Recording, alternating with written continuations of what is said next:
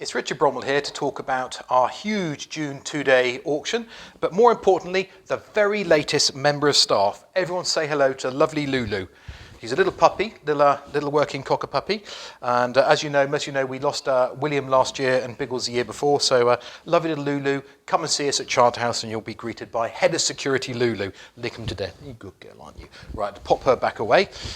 There we go. To my willing assistant. Anyhow, let's talk about this 2-day sale. Starting in reception, what a whopper. I mean, I'm 9 feet tall. How big is this? 3-train movement, bells and gongs and bits and pieces, 700 to 1,000, and tells the time right twice a day. Up through reception, up here, aye, Captain. There's Captain Pugwash's ship's wheel there, come from a client in Leicestershire, can you believe that? Come all the way down there. And value on that, probably sort of 80 to 100 pounds, ideal if you're a retired sailor. Up through here, we've got some art hung on the walls, but that's actually for the July auction. There's Amanda sitting there looking very busy. Good impersonation. Up through into here, up to the sale room. It's a 2-day sale.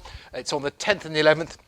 First day, we have a lot of clocks. So you've seen the whopper down in reception, and this is my favourite clock, really, of the sale. Wonderful mid-17th century floral marquetry inlaid walnut case by Fabian Robin of London. Value on that, 3,000 to 5,000. Lovely proportions. On through, down through here, let's have a quick look. Oh, there's lots of furniture that's to swing around. This quite like that, like a little walnut desk from a deceased estate. We have property we cleared down near Dorchester, 300 to 500. Usual chairs. And again, look at these chairs here. A wonderful set of 8 chairs.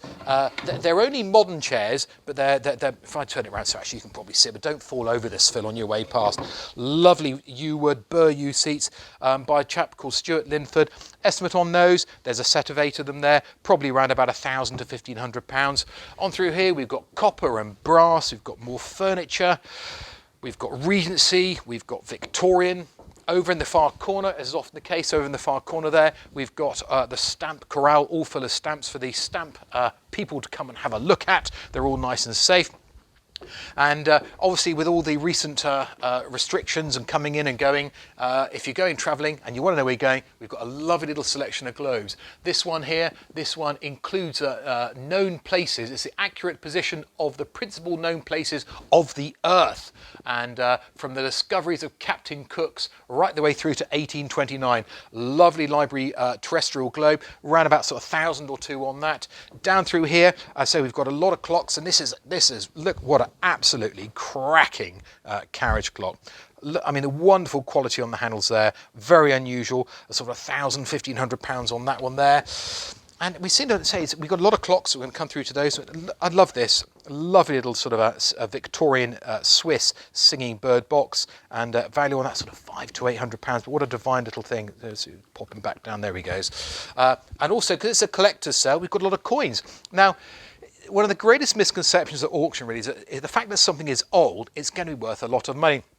It couldn't be further from the truth. You get Greek and Roman coins and they can be worth 10, 20 pounds. We've got a lot of modern silver-proof coins, and this is the lovely set. This is from the 2012 London Olympics, nicely boxed and part of a large collection of modern commemorative coins.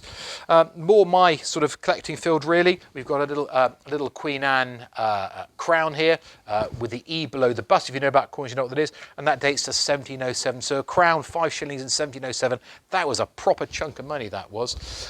But as collectors, we have lots of models of trains and toys and bits and pieces. Now, Phil's too young to have watched Space 1999, but this was really cool in telly. Back in the time when you actually only had 3 channels to watch anyhow, no Sky, and a freighter, the Eagle freighter there, 100 to 200 pounds. But something which Phil has been struggling with for the past few weeks is this Star Wars Return of the Jedi power droid. Now, I don't know what a power droid sounds like, but it's going, power droid, power.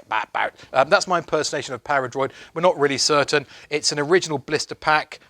It's part of quite a large collection of Star Wars. So if you're a Star Wars person, lots of bits and pieces. This is the only one in its pack. Estimated probably 200 or 300 pounds this is going to sell for, and it wouldn't surprise if it goes on, does a lot more money than that. But down through here, more clocks. We've got tabletop symphonians. That's sort of an early iPod there. We've got these wonderful, from a client over near Salisbury, a pair of late Victorian. Originally, they were gas lights, and wonderful with the mermaids there. And we've got another wonderful pair here, which with the lovely looking ladies. There we go, and all converted. Down through lots of clocks. We've got Regency bracket clocks. We've got an RAF Elliott clock. The great thing about the RAF Elliott clocks, they actually dated them. So this was dated 1941. Lots even more wall clocks on here. Coming through into the back sale room, as usual, we've got our selection of miscellanea. We've got lots of Royal Doulton, but these are absolutely fabulous. I'm going to pick this one up. So these are Irish. Lovely to see documented piece here, dated 1761, pair of those. And at the front there as well, I've got to be very careful putting those back. Don't want to break anything on camera, do I? Lovely with the lions there. They're going to make a lot of money. Doulton, we've got a lot of 18th and 19th century Delft. We've got Masons, we've got I've always loved the Huron porcelain services there. Over here we've got the Waterford glass, and up through here we've got sort of Worcester. If you look along here, Phil, how many model toys have we got? We've got probably thousands of model toys, and we've also got Meccano kits. I mean, how cool is that? I think it's really cool. Sort of thing I would build and have parts left over from. Up through here, we've got a lot of Concord related items as well, and is even one piece of Concord there, part of the turbine jet engine there, and they're all signed by various pilots and aircrew and bits and pieces. Mike Bannister, he's quite prolific there, and they're all no reserve. They're up through here, more corgis. We've got Hornby trains, we've got pre-war, post-war, we've got electric trains and more toys. We've got cranes and more toys. We've got lots of cheeky monkeys. We've got lots of these lovely little Matchbox. Now, I kind of remember these when I was a kid. And there we are, the Porsche 928, the car to replace the 911. How wrong did they get that? Up through here, we've got more toys. There's toys everywhere around here. This is a fascinating thing as well. This is actually lot number 2. Coming up, obviously on day 1 on the Thursday, and this is a ship's bulkhead clock, which was basically after the First World War up at Scapa Flow. The German fleet was sent up there, and they decided they would scuttle everything so that us Brits couldn't get our hands on the ships. And basically, the ship's clocks were taken out, and we boarded the ships and put them back in again. And this is the ship's German Imperial Navy ship, and that estimate on that probably around about £400 to £600. We've got swords, we've got Japanese matchlock gun. I mean, crikey, I wouldn't want to fire that. We've got Japanese katana, a bit of a war booty. This came back. This was a trophy brought back. This is quite interesting if you're local. This is from Claysmore CCF here, a little 1953 little jacket there, observer wings, and some more Claysmore bits and pieces there. We've got telephones. Yes, this is what we had back in the day. Hello? When you had a party line. You ever heard of a party line, Phil? No, you didn't. That's when you shared the phone line and you picked the phone and there'd be someone else chatting. Again, down through here, more toys, more boxes. And look at this. This is one of my favourite pieces in the sale. A lovely piece of stump or raised work. It's one that's sort of £300 to £500, and usually in a little tortoiseshell frame.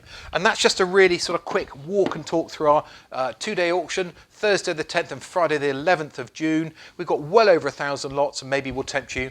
See you at the sale.